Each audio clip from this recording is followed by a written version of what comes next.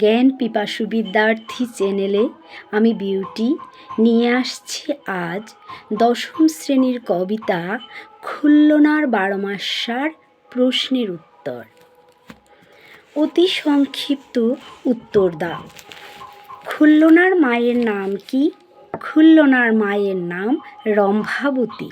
খুল্লনার পিতার নাম কি? খুল্লনার পিতার নাম লক্ষ্মপতি। খুল্লনা পিতৃগৃহে যেতে চায় না কেন? খুল্লনার পিতা খুব কৃপণ, তাই খুল্লনা পিতৃগৃহে যেতে চায় না।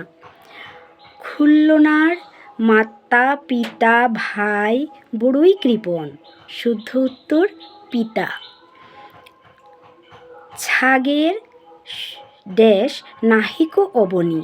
ছাগের চরণ যজ্ঞ নাহিক অবনী। বসন্তকালের 5টি ফুলের নাম বলো।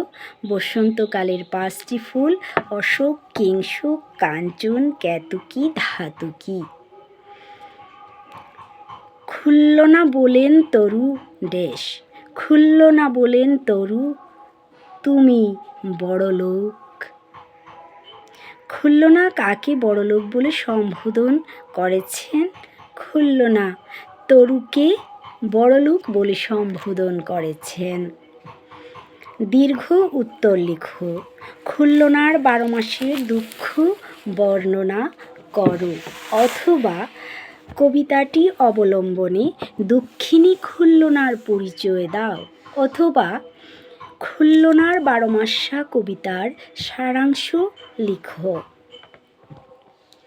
কবিকঙ্কন অতি দরিদ্র দুঃখিনী খুল্লনার 12 মাসের অপার দুঃখের কাহিনী বর্ণনা করেছেন খুল্লনার 12 মাসা কবিতায়।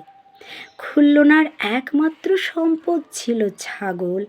বর্ষাকালের বৃষ্টিতে ছাগলের খাবার ঘাস জলে ডুবে যেত, এমনকি ছাগলের পা রাখার জায়গাও থাকতো না। তখন খুল্লনা ছাগল কোলে করে নালা পার করে সরোবরের তীরে গিয়ে ছাগল চড়াতো।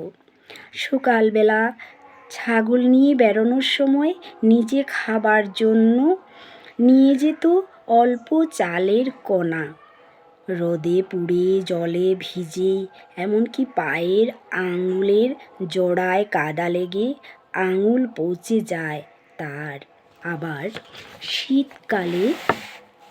শীতে ভীষণ কষ্ট পায়। কিন্তু তার বাবা লক্ষ্মপতি সম্ভ্রান্ত ব্যক্তি হয়েও মেয়েকে সাহায্য করতে চান না। তার মা রম্ভাবতী তার বাবাকে ভয় পেয়ে মেয়েকে সাহায্য করার ব্যাপারে মৌন থাকেন, মৌন থেকেও কড়িচাড়ি দিয়ে দেন।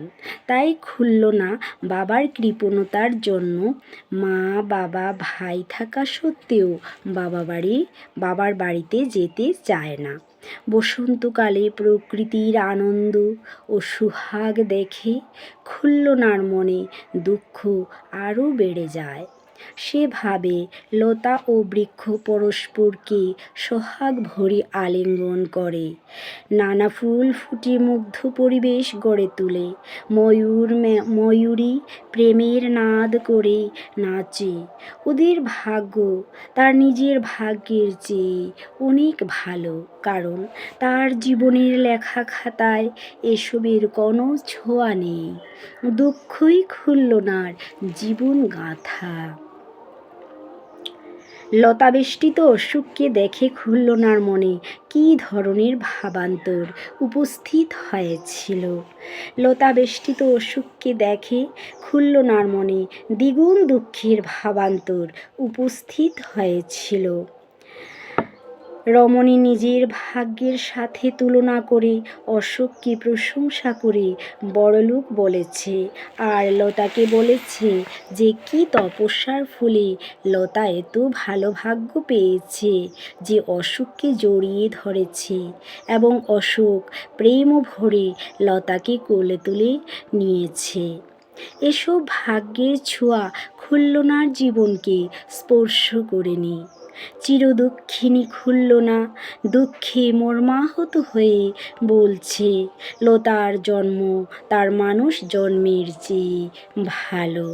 লতার স্নেহের সোহাগে বন আহ্লাদিত হয়ে আছে।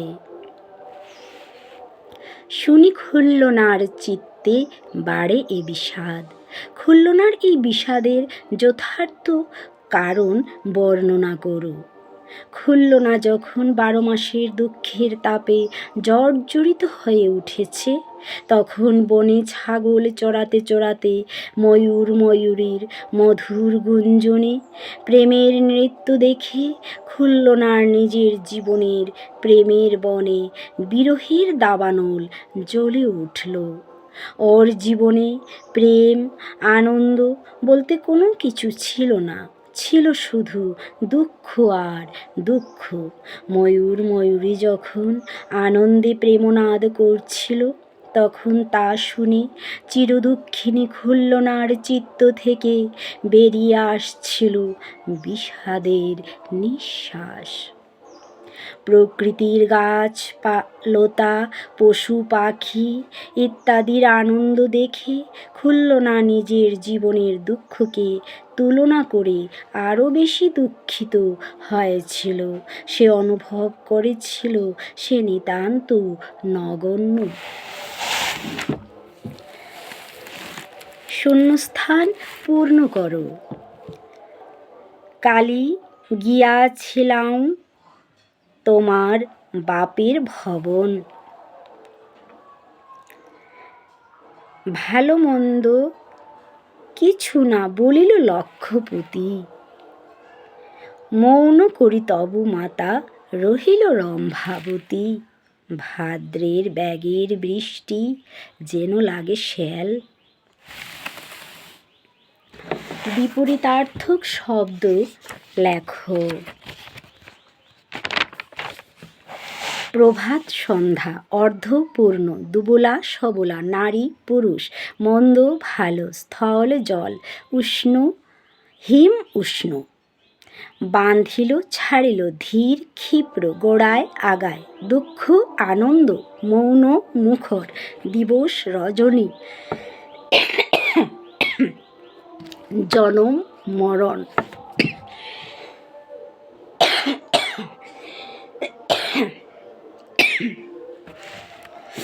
পদান্তর করো।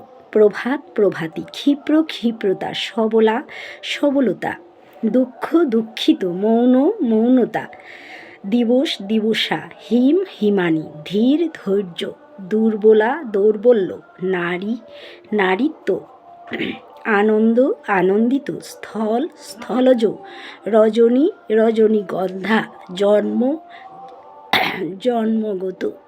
সবাইকে অনেক অনেক ধন্যবাদ।